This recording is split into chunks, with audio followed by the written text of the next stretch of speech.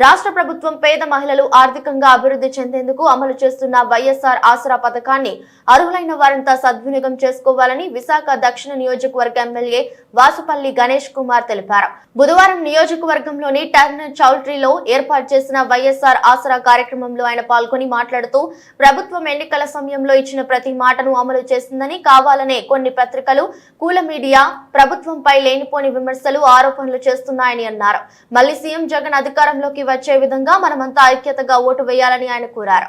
ఈ కార్యక్రమంలో దక్షిణ నియోజకవర్గంలోని వార్డు ఇన్ఛార్జీలు, మహిళలు అధిక సంఖ్యలో పాల్గొన్నారు.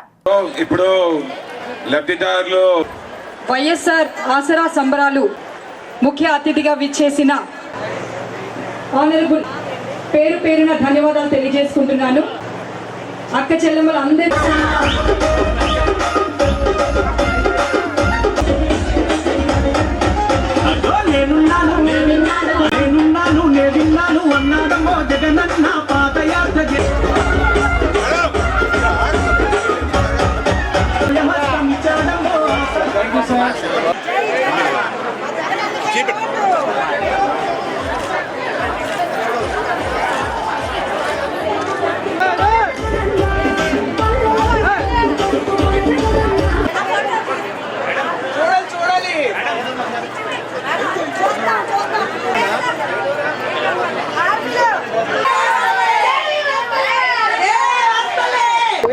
చరిత్ర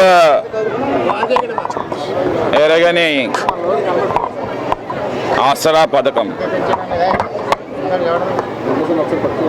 26,000 కోట్ల బకాయిలు అక్క చెల్లెమ్మలది చంద్రబాబు నాయుడు మోసంతో మాఫీ చేస్తానని 2019లో గద్దె దిగిపోయాడు.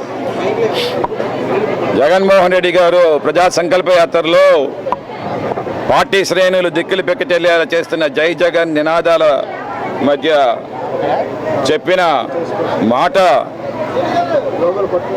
ప్రభుత్వం ఏర్పాటు చేసిన తర్వాత 4 విడతల్లో 26,000 కోట్ల రూపాయలు డ్వాక్రా అక్క చెల్లెమ్మలది రుణమాఫీ చేస్తానని చెప్పి మరి ఆ మాట కట్టుబడి ఈరోజు 6,900 కోట్ల రూపాయలు 4వ విడత రిలీజ్ చేసి సుమారు 8 లక్షల రాష్ట్రంలో డ్వాక్రా సంఘాలు ఉన్నాయి. అంటే 80 లక్షల డ్వాక్రా మహిళలు, అంటే 80 లక్షల కుటుంబాల్లో ఖాతాల్లో ఈరోజు అన్ఎన్కంబర్డ్ అమౌంట్స్ ఇంటూ దేర్ అకౌంట్స్.